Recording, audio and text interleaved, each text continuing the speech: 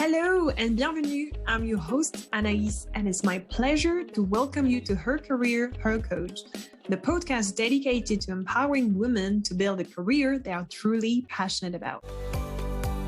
Sometimes in life, you meet people, and from the very seconds and moments you start speaking with them, you just simply connect. And Ruthie is one of them. And I'm so excited that she's coming in. We're going to dive into her career journey together. Spoiler alert. Let's just say we both had our shares with burnout. Let's just say we both have our passion that we're very much looking forward to talk with the rest of the world. And without further ado, Ruthie, thank you for coming in. And thank you so much. And thank you for having me. And such a warm welcome. My yes, pleasure. I completely agree. So for anyone who is listening to this, what would you like them to know about yourself? So where do I start? It's been a bit of a journey. I know we connected on burnout, but yeah. I currently work as a holistic success coach. So I work with women and I really help them reduce their stress, let go of societal expectations, work on helping them create more space, really raise their confidence and find more success without the sacrifice. So that's kind of me in a nutshell. A little bit about my journey. I used to work in corporate. If you had to put me in a box of kind of corporate workers, I'm definitely that typical type A, high achiever, very fast, very cerebral, too many thoughts, and like just all the stuff. And for me, that looked like burning out at 25 before it was actually a recognized health condition. And so I knew something wasn't right, but I really knew I had to get out of that environment. I was working in corporate consulting at the time and it was just way too much. My system was like completely overwhelmed. And so I decided in 2017 that I was going to leave my corporate life and retrain as a personal trainer because I was doing bikini competitions at the time.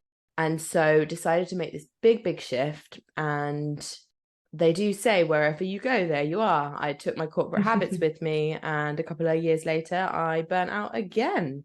So I hit burnout twice before the age of 30. And a lot of the healing that I actually did was during COVID and really almost giving myself permission to take a step back because I just saw that if I kept going down this route, then the patterns were going to continue and it would all be too much. And so for me, really learning to regulate my nervous system, slow down and really take space. And I'm going to be really honest, it's still something I'm working on. I think it's always a perpetual kind of learning for me. And I don't think it's ever one of those things where it's ever going to stop, because one thing I definitely know is it's definitely so much more embodied and I can see it so clearly now. But the more that we slow down, the more we speed up. That tends to be the general gist of what I see. And then we can use that slowing down, being more intentional to really drive our results by really focusing where we put our time and energy. So much going on, so many things we need to talk about. I mean, first of all, thank you for that. Obviously, I think most of listeners probably know, or for those of you who don't, I've experienced burnout myself at age 23. So it's one of those that indeed, when it happens so early in your career, it actually is sort of, I don't know, what was your experience, but I'm assuming it was, especially because you've gone through that twice. It sort of opens up your eyes probably quicker than maybe if you were not to have had that experience, that brutal sort of experience of everything falling apart, if you'd like. I love what you said around being a holistic, successful coach. I think it's something that I want to ask more about because I'm sure the audience is curious as well. What does that mean? Yeah, I mean, for me, because I've had such a range of experiences, so I'm 32 now, and I've had such a range of experience already in my career. I can remember when I moved into personal training and everyone looked at me as if to say, you look so young, how can you have already had a career and gone to university? And so for me, I've always been, as I said, that type A, high achiever, want to do more.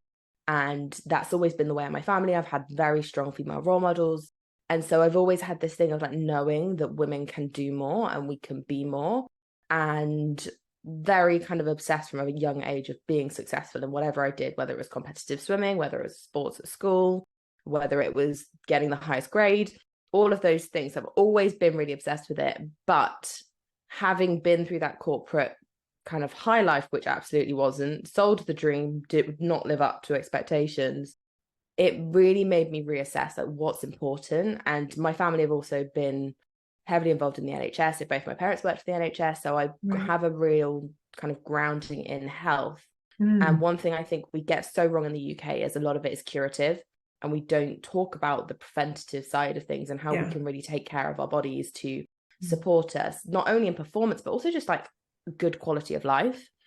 And so going through that corporate, then going through health and fitness. And when I was doing personal training, kind of fitness coaching, I always recognized that there was this big mindset piece that kind of got in the way for a lot of coaches. And it was one of the reasons that my clients got incredible results, but it was because we were working with them on all levels. So it'd be the training, it would be the nutrition, it would be the mindset, it would be the lifestyle.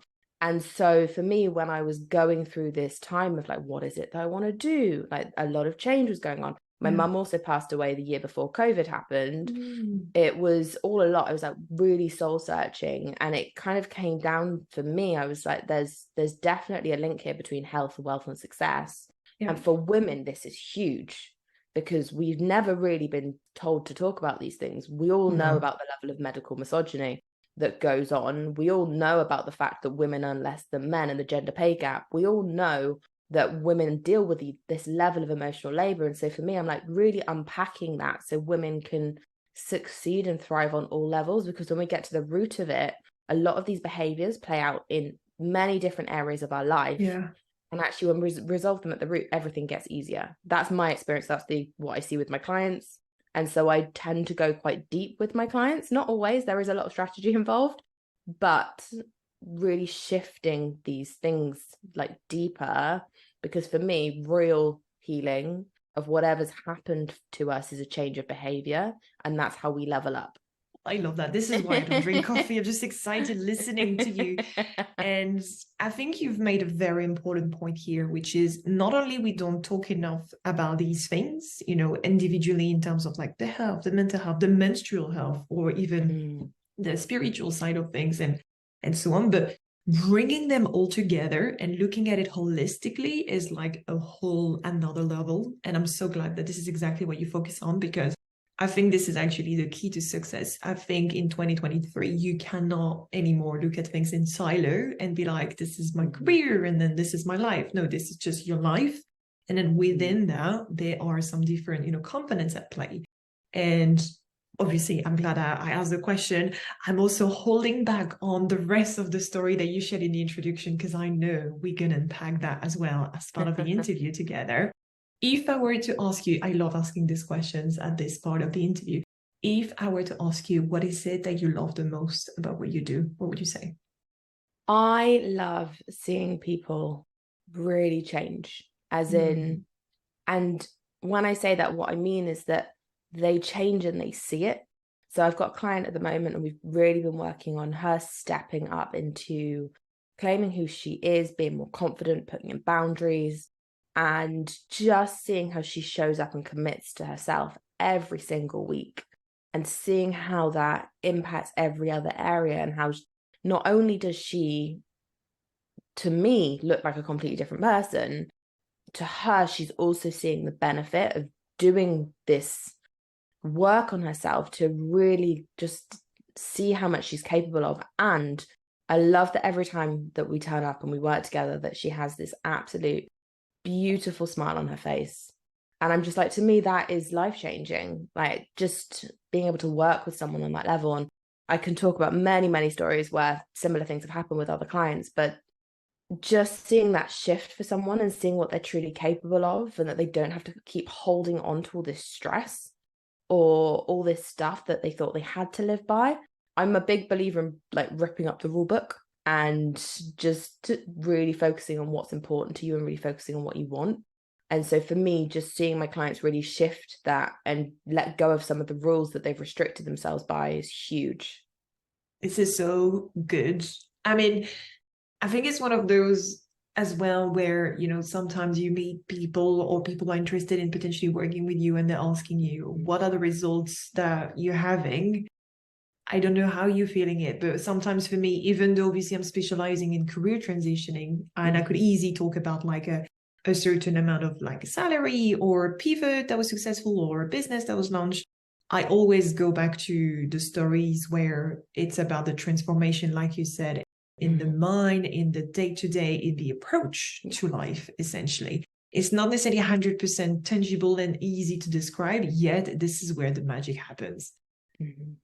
I think sometimes we become so obsessed with the tangible thing because it's easy to grab onto. And actually what I've noticed with my clients is it's more the intangible stuff, because our mind only knows a number. If it's a salary, it's actually what we do with that that's more important. So when we have a number, salaries, I know big in kind of career, when we have a number, it's like, what is that going to give you? And is it financial security? Is it freedom? Is it space to go on the extra holiday? Because we all like to do that thing where we think about how much we would have and what we would do with it.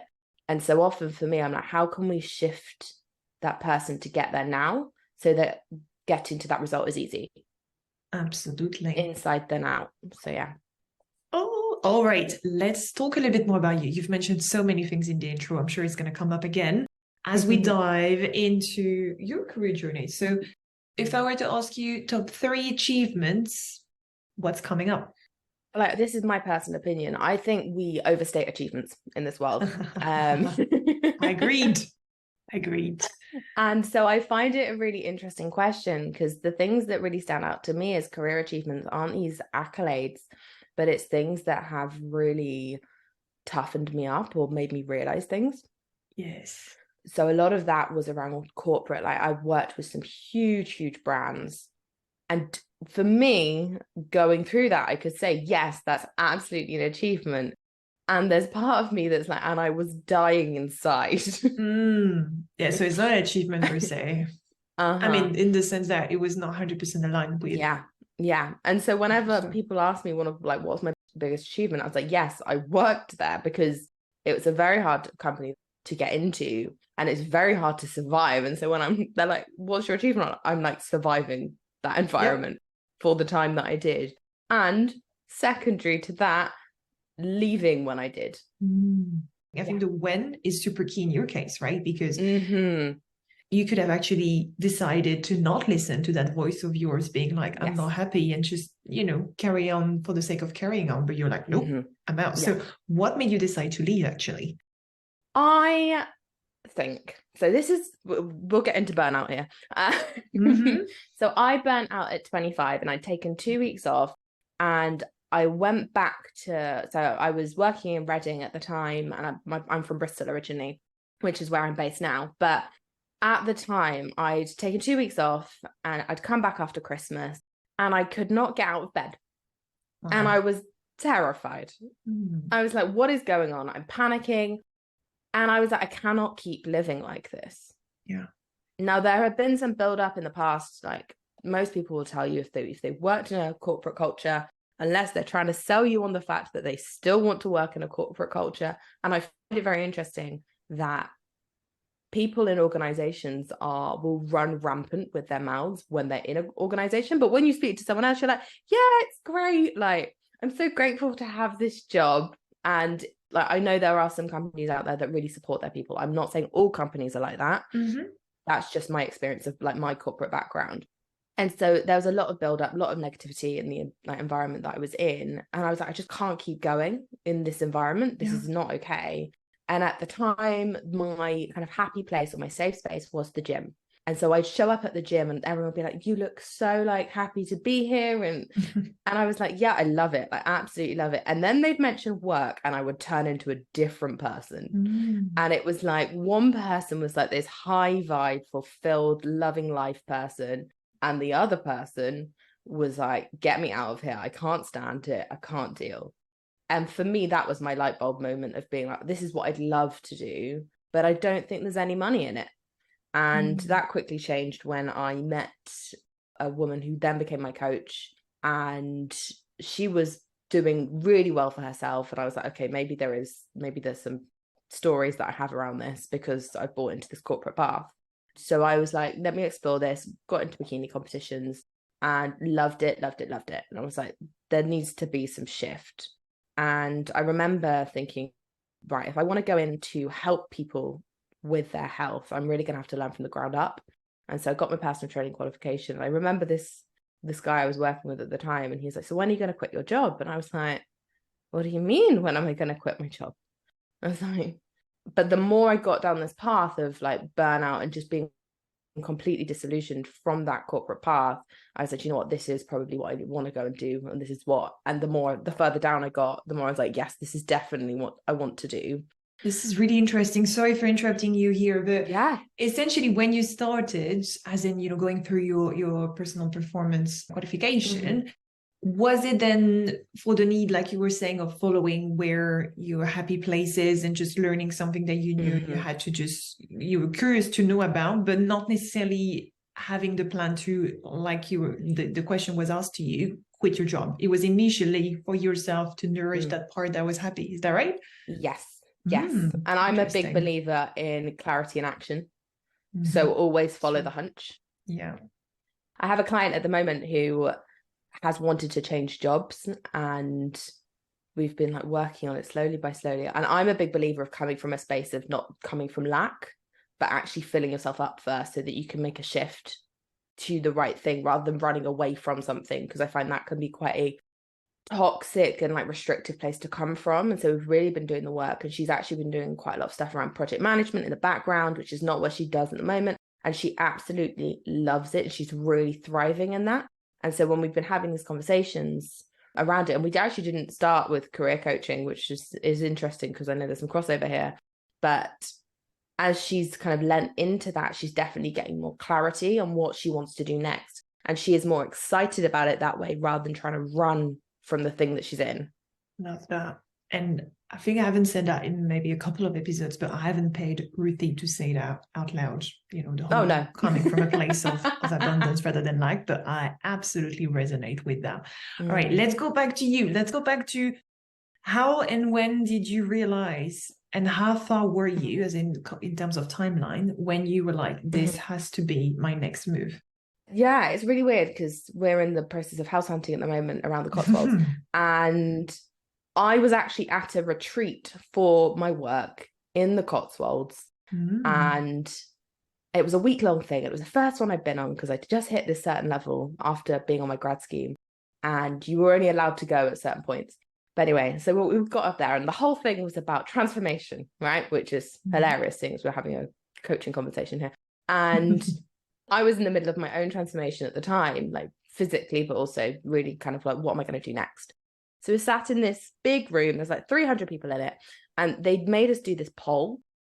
And one of the things they asked was, if you could change any area of your life, what would it be? And they had work-life balance, they had how much are you getting paid, all these questions, and there was health and fitness.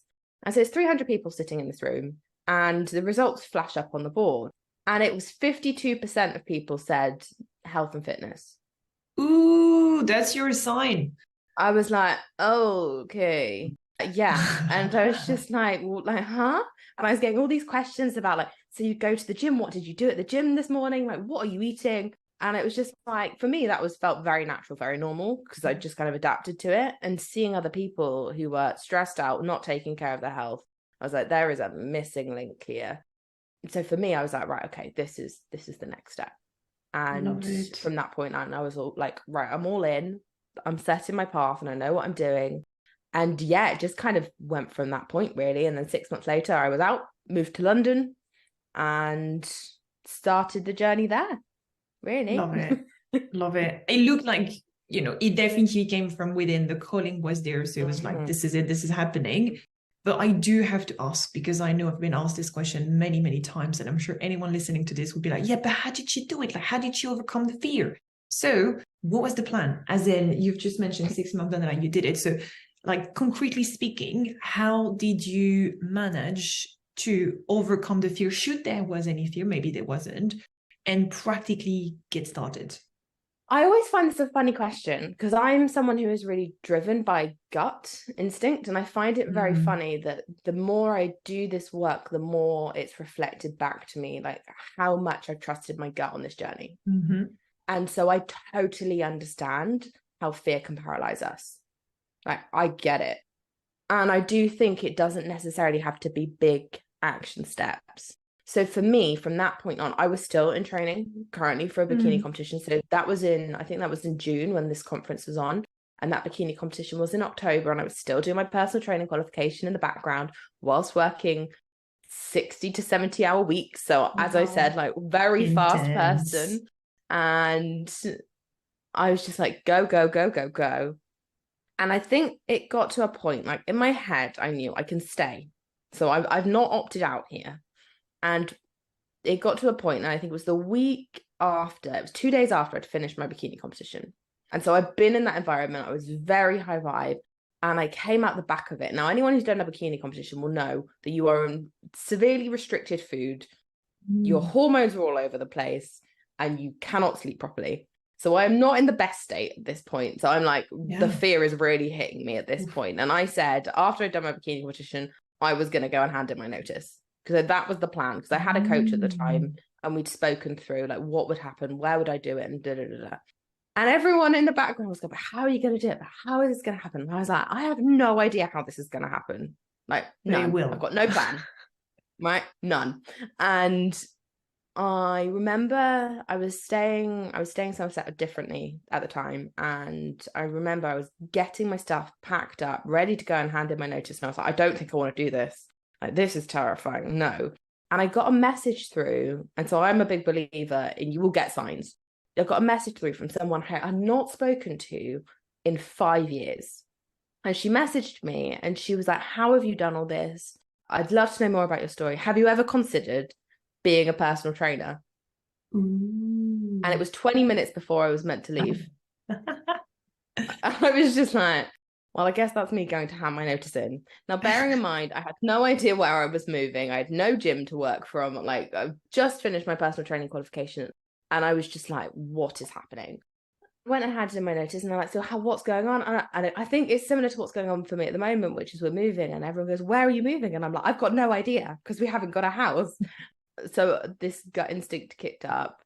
And so I handed in my notice and was like, right, well, I've started the train now. I can't get off.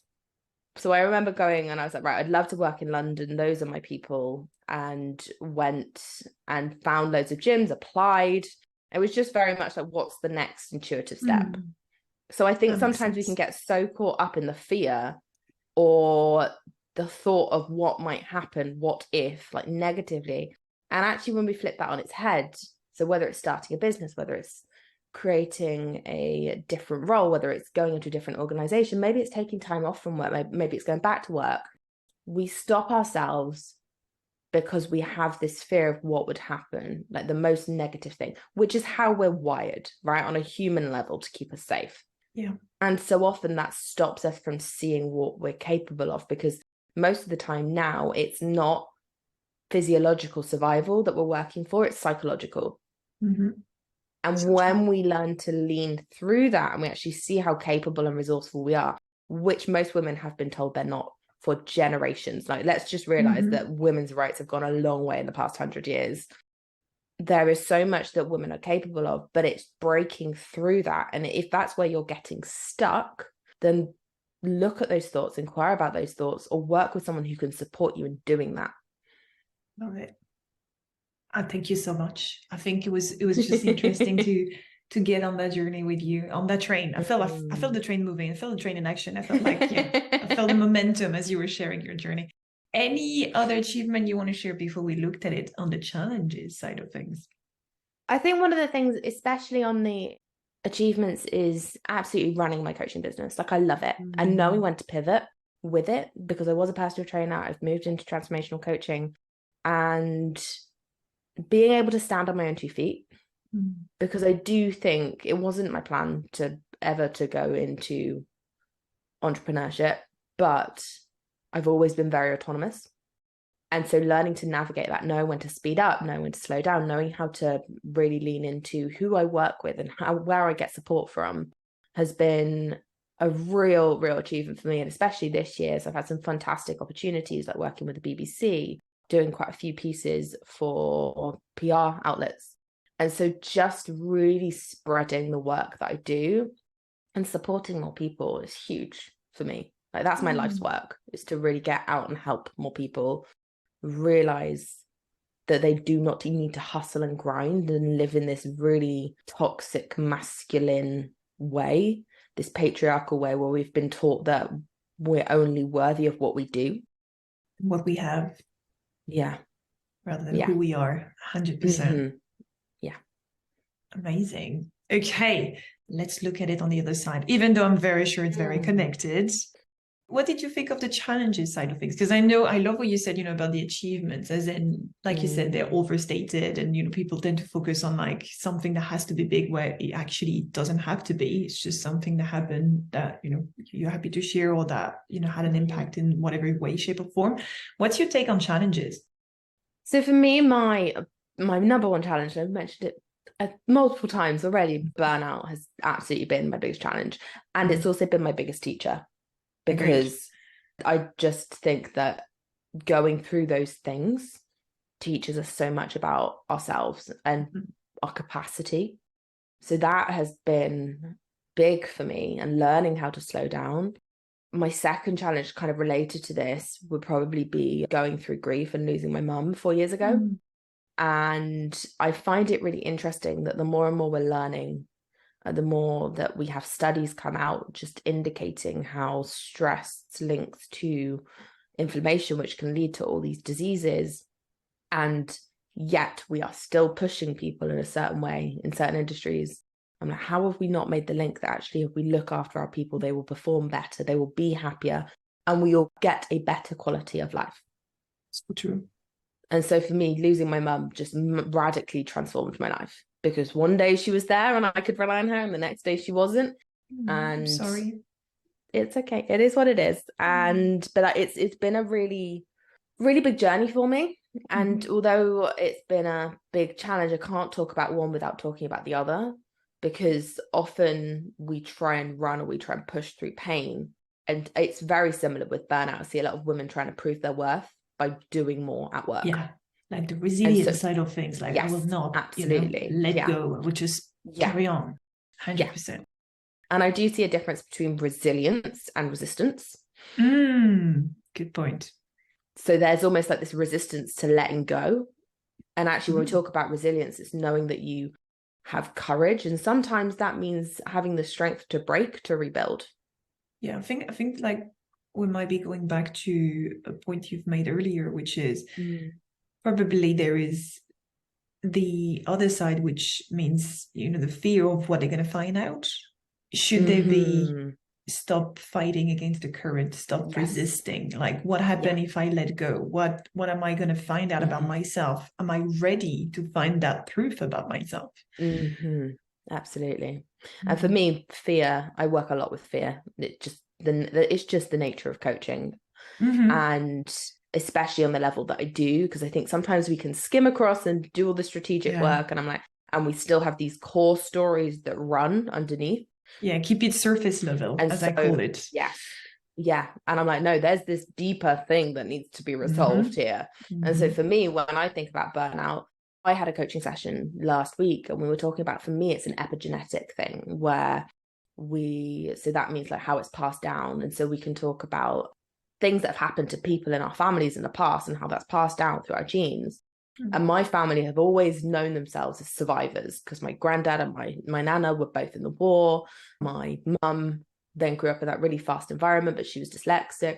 So it's this whole thing of like survival in my family. And so that means on some level, I have inherited fast. And so I find it very interesting, because I'm like, I feel like I'm built to be fast. And all my family is very, very fast. We all talk very fast. We all talk over the top of each other. We've got some really bad dysfunctional habits in my family. It's great fun. But one thing is that trying to push past that doesn't work. And so we can it's almost like bypassing the thing that's underneath. Whereas actually when you go and resolve it, life becomes easier. It's just that sometimes we fear going there for what it, as you said, for what it might bring up. But actually fear is just a sensation. It's just a story. And learning to really let go of that or embrace it is actually what shifts it. Because when we can embrace it, it's like we no longer fear it. Yeah. So anyone listening to this is your cue. Whatever it is that you've been either avoiding or, you've been putting on the side, this is your time. This is now or never. Go and face it. There is only good that's going to come out of it. There might be a little bit of intensity at first, but it's only better from there. Yeah. Yeah. Well, the other thing is, if you don't solve it now, you just keep going with it. So you just keep carrying it. It's still going to be there. The other thing I think with that was just, so my grief was in 2019, COVID was in 2020. This compounding of all these big things that happened in my life. 2018, my little sister was also diagnosed with stage 4B Hodgkin's lymphoma. So there was a lot of stuff happening in my personal life, trying to navigate that. And for me, one of the best things I ever did for myself was really go into therapy and just go in like arms wide open, like I need help. And just having the vulnerability. And so I think one of the biggest challenges for me, but this does look back to my career, is knowing that it's okay to slow down. And my challenge was resisting that because all I knew was fast. And so success means fast. And so really unpicking that has been one of the most transformational things, but I don't think I would have ever gotten there without the burnout, without the compounding grief, without all the other things. And so I always say to people now when they're like, oh, you burnt out at 25, like, oh, that must have been horrible. I was like, yeah, but it's one of the best things that ever happened to me, because I was 25. I know people who get severely ill, and I know a lot of people with autoimmune conditions just gone 30 because they are so fast that their body has picked up on all that stuff. So it really starts to impact your health if you aren't taking care of yourself. Absolutely. And that doesn't just mean health and fitness, going to the gym, eating right. It does mean, how are you supporting yourself? 100%. First and foremost. Absolutely. And I think it's nicely linking to the final part of the podcast, which is all about hearing from your recommendations. You already shared a lot of wisdom along the way. Absolutely. I think my take from what you said is around, making sure that you make a difference between resistance and resilience. Is it that? Is it resistance and resilience? Yes. Yeah. I think that was a very important point that you've made. For anyone listening to this who hopefully have had their sign, their kick in the butt, or their inspiration to be like, okay, yes, no, she did it. Okay, I can take a breather and I can potentially face my fear and go after what I truly want. Any other recommendation that you'd like to share? Yeah, so I was having a think about this because it's easy for me to talk about my story, and there's a lot that resonates with people just because I shared that. I'm very intentional about the fact I share the vulnerability, and I don't think a lot of people do that. And it's like, there's nothing wrong with it. Like, we connect through that, like that deep sadness or that pain that people have gone through. It's all relatable. But I do also know that there is a need for strategy, and it's one of the things I love. It's what I trained in, it's what my degree's in. But a lot of the stuff that I suggest with my clients is more about just really tuning in. And so really tuning into what that little voice is saying, and don't be afraid to go after what you want. Don't let the fear get in the way because you were too scared to try. And I always remember my granddad very much being like, you can try and fail, and that will always be better than not trying at all. Yeah, fail is the first attempt in learning. This is how I see it. Yeah. And I do find that we have this very odd relationship with failure. If you ask any successful entrepreneur or anyone who's been successful at the top of a company, they fail and they fail and they fail and they fail and they fail again until they succeed. Right? So learning to have a really healthy relationship with failure, that we just fail forward. You just learn a new thing about maybe that's not the way to go, or you learn this thing about maybe that isn't the type of person that you should be with or that you want in your life. Like, there's so many things. When we take failure personally, we fail to see the feedback, and that's the most important part. I love that. So that's huge. The other thing I would also say, and I think this has kind of been reiterated, is never neglect your health to focus on your career, because if you put yourself last, everything else suffers. You're the driving force behind everything. So the more that you can step into that and really take care of yourself. And I do believe we are in a time where we are starting to shift to see the importance of slowing down and doing less and changing our time management and like our prioritization on all the stuff. Like, I'm very big on emotional labor and the like, amount of stress it puts on women. And I'm like, we need to really open these paradigms, really open up these old stories so that we can start to see past what we have been taught and never questioned. But for me, that big thing is always leading with your health. And that can look like going to the gym and taking a walk and going to bed early. Absolutely. It can also look like saying no, having boundaries, standing up for what you want, and really all of those things are only ever going to benefit your work. I'm glad that you're bringing this up, because I think this is actually what I wanted to also add is health doesn't have to be that thing of like going for a run or lifting weights at the gym. Like you said, health is holistic. It could be your mental health, your physical health, your psychological health, your spiritual health. Like it can take so many angles and variation, not to overwhelm anyone, but actually to think, there might be some days where you're not going to be able to do what you wanted or go to that training, but maybe you could take that 5 minutes to sit outside, just take a breather and reconnect with yourself. And that's already looking after yourself. Yeah. The other thing with that is just emotional health, like hugely. Sorry, I forgot the most important one. Yeah. Yes. We're so immune to our emotions.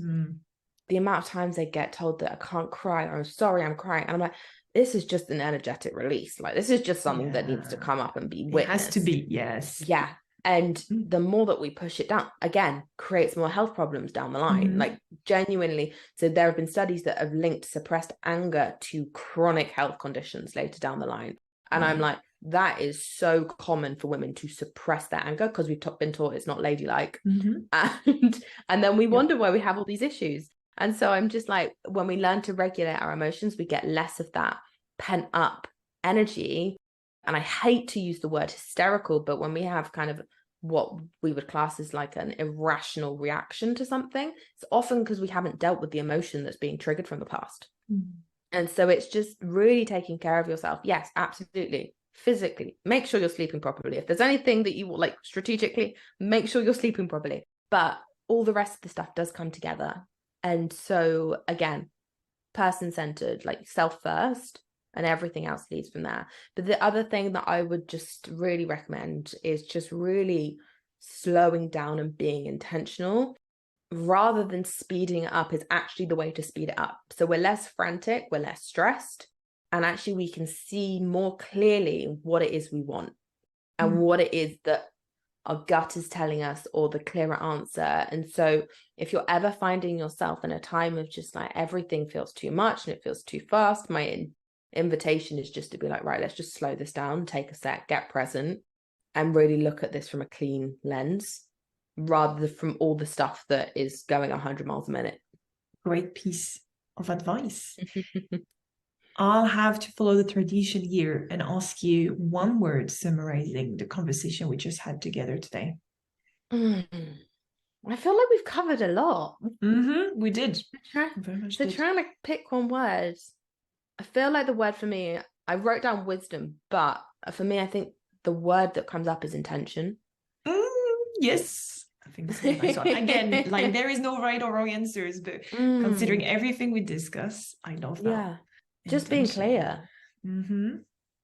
So yeah. So here's to intention then. Absolutely. For the rest of the week and the year, life. Actually. And life. Yeah, and life. Just be intentional about life. # no pressure, anyone listening to this. Ruthie, thank you so much for sharing your journey, sharing your story, your wisdom with us. It was a true pleasure. Thank you so much for having me. Absolutely loved being here. And yeah, if there's anything that anyone can take from today, I'm happy. I've done my job. Absolutely. Thank you, Ruthie. If you've enjoyed this episode, don't forget to subscribe and share it with anyone you believe would benefit from hearing it. Because as you know, life is too short to feel unfulfilled at work.